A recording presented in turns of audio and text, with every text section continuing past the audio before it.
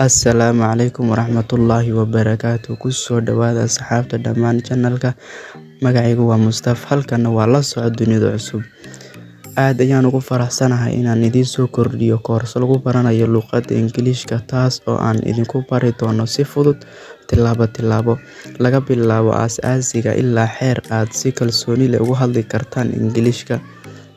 Koorsadan waxay ka kooban tahay 60 cashar, waxaana loogu talagalay qof kasta oo daneynaya inuu wax ka barto luqadda Ingiriisiga, ha noqoto qof barbilow ah amba qof doonaya inuu horumariyo aqoontiisa.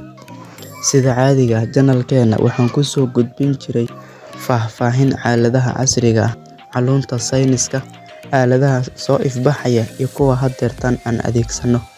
Barnaamijyadiis halkaas ayay kasii socon doonaan, balse waxaan soo kordhinay 2 koorso, mid English ah iyo mid kombiyuutar ah. Videogana waxaan ku sharxi doonaa cashirkii koowaad. Waxaan ka bilaabeynaa heerka hoose, meesha ugu hooseysa. Waayo waxaa la dhahaa from what you know to what you don't know. Waxaad ka bilowda waxaad garanayso si aad u barato sheyga aadan aqoonin. Haddaba koorsadeenan waxaan ka bilaabi doonaa meesha hoose, alifbeetada Ingiriiska.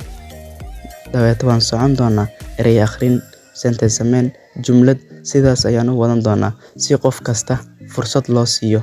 Qofkii barbilow ah aan horey wax u soo dhiganin iyo qofkii dhigto hadda ka hor meel ku daayay, si intaasaba uga faa'iidaan. Waxaan ku bilaabeynaa cashirka koowaad. Ciwaankeena koowaad waxaa weeye welcome to the lesson day 1. Waxaan idinku dhiirigelinayaa inaad soo qaadataan buug iyo qalin si waxyaabaha muhiimka aad ugu qorataan.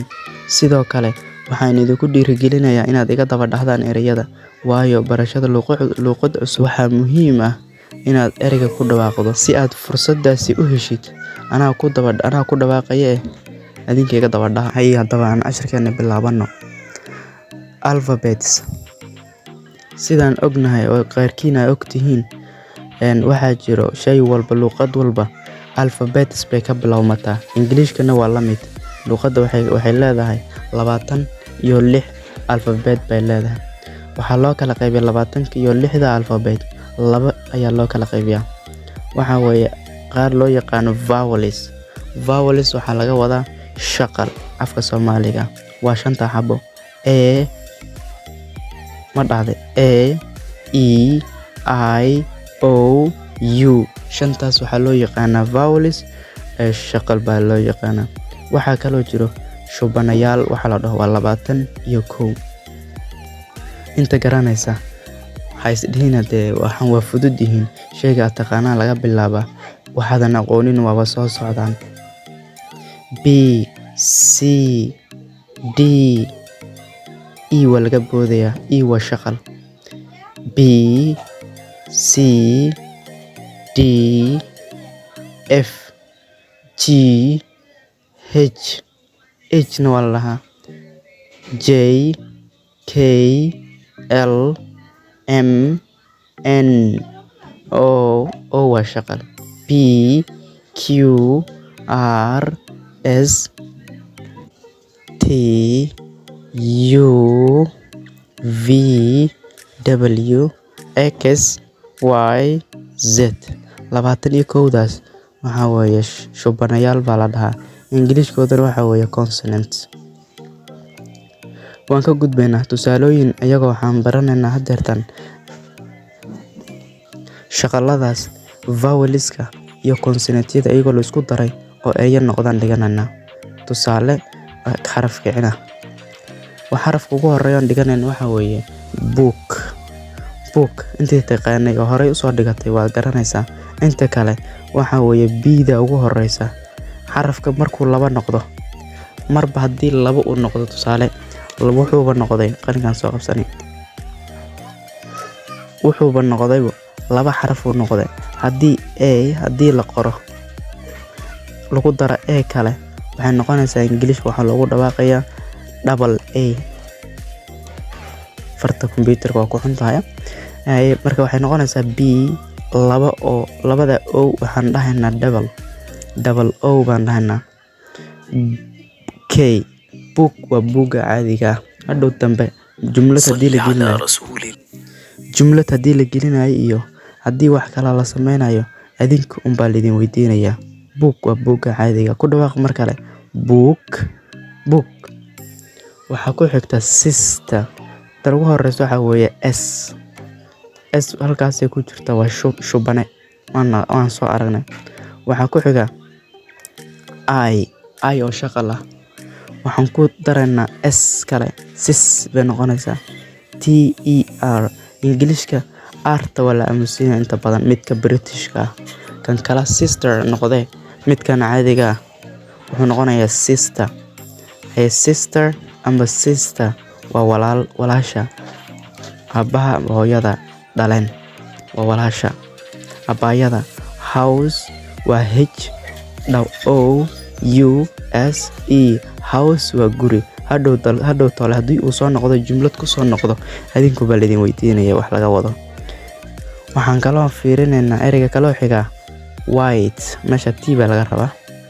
White waxa weeye cadaan, kalarka cadaanta ah. White waa cadaan. While way jirtaa macno kale waa leedahay, laakiin haddeertan noun-kan ku dhiganayna. Waxaan kaloo fiirinaynaa bite waa bite. Bite waa qaniinjo weeye. waxaa kale rat waa dooli amba jiir sida u taqaanaba. rat haye faa'iidooyinka ilaa haddeertan aan soo dhigana waxaa waaye in xaraf walba siduu ku imaaday aadan weydiinaynin oo b ay tahay alifbeetana ay kasii tahay consonant. af soomaaligiisana shubana la dhaho. labada oo laba xarafoo shaqal ha noqotee amba shubana ha noqotee haddiiba ay laba ay jumlad amba ay ku imaadaan eray waxaa la dhahayaa double baa la dhihi, double b, double o, double s. waka laba xaraf haddiiba kusoo noqoto luqadda ingiliishka haddii lagu dhaho spellingkiis double wuu noqonayaa. qaybta xigta aan u gudubno families waa family qowska weeye. mother waa hooyo, xarafka kuguma cusba, kicintiisa iyo gaar barashadiisa waa dhankaaga. o t h e r marka waxay noqonaysaa mother. ereyga kale waxaa weeye and boy waa wiil. waxaa kaloo sii fiirinaynaa father waa aabe. eryadan haddii aad midkood amba dhammaantood aad soo dhigatay marka waxaa weeye horumar kale. ayagana waxaa weeye from what you know to what you don't know. sheygaa taqaanaan ka bilaabeynaa sheegaadan aqoonin. haddii aadan intaaba mid ka mid a aadan horey usoo arkin hambalyo haddaad baranaysaa. soomaaligoodna waan kuu sheegay. brother waa aboowe, sister baan horey usoo marnay. brother waa aboowe. ku dhawaaq eryada book, sister, house, white. erayadan ingiliishka waxaa weeye phonetic language. wuxuu ka mid yahay luqadaha phonetic language kala dhaho oo inta badan sidii loo qoraa looma akhriyo. bite waxaa weeye qaniinjo weeye. rat waa jiir amba dooli. mother waa hooyo, boy waa wiil, father waa aabe, brother waa aboowe. hal mar baan soo dul marayaa.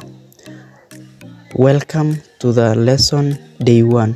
koorsadii soconaysay 60 maalmood, maalintii koowaad cashirkiisii koowaad weeye.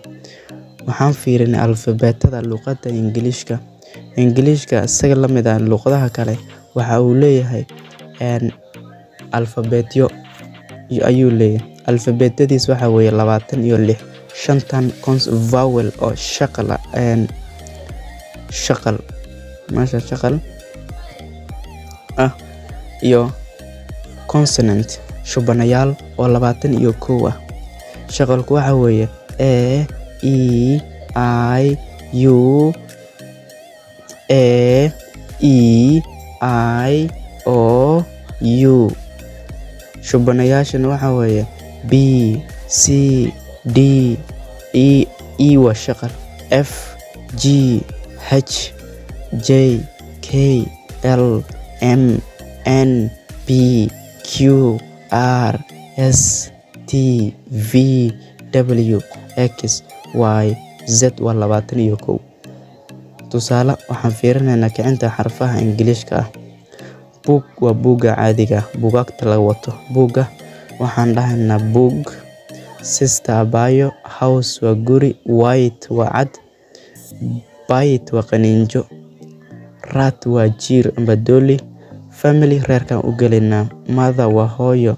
Boy waa wiil. Father waa aabe. Brother waa aboowe. Uncle waa adeer. Girl waa gabar. Girlna waa la Britishka. Americanka waxa weeye girl. Britishkana waxa weeye girl. Art waa la aamusiyaa. Muuqaalkii cashirkii noogu horreeyay aan ku baranaynay bartaas ayaan ku soo gabagabeynayaa. Haddii aad wax ka faa'iiday mise waxaad ka faa'iidi doontaa isleedahay, subscribe saar, asxaabtana la wadaag muuqaalkaas iyo muuqaalka xigta insha Allah.